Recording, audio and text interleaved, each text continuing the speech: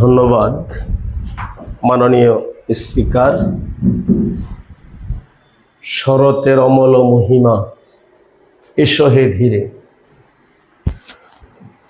সে ধন্য নরকুলে লোকে যারে নাহি ভুলে, মনেরে মন্দিরে নিত্য সেবে সর্বজন।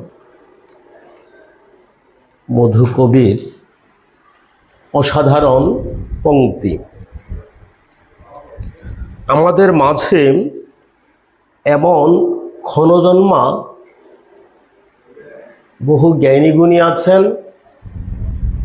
যারা মৃত্যুর অনেক অনেক দিন পরেও আমাদের হৃদয়ে তাদের একটা অবস্থান নিশ্চিত করেছেন। এমন এক ধরনের আজকে একজন ব্যক্তির নাম উচ্চারণ করব।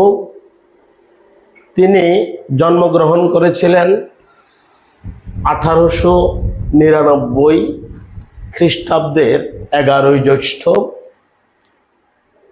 অবিভক্ত বাংলার বর্ধমান জেলার চুরুলিয়া গ্রাম, আসানসোল মহকুমা, রাঢ়বঙ্গে, যার অবস্থান প্রতিটি বাঙালির অন্তরে আছে এবং আমাদের মনে হচ্ছে উনি আমাদের পরিবারের একজন সদস্য। প্রতিনিয়ত তার নাম আমরা উচ্চারণ করি। তিনি হচ্ছেন বিদ্রোহী কবি কাজী নজরুল ইসলাম। জন্মগ্রহণ করেছিলেন অজপাড়াগাঁয়ে, একেবারে দরিদ্র সংসারে। বাবা ফকির আহমেদ এবং জননী জাহেদা খাতুন।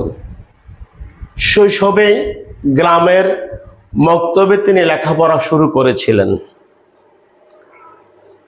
দারিদ্রতার কষাঘাতে পাঠদান শিক্ষা মাঝে মাঝে বন্ধ হয়ে যেত।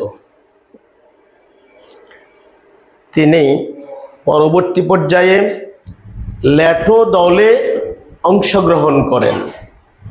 সেখানে তার উস্তাদ ছিলেন চাকরাগোদা। নজরুল ইসলাম অসাধারণ ধীশক্তি সম্পন্ন ছিলেন। অল্প দিনের মধ্যেই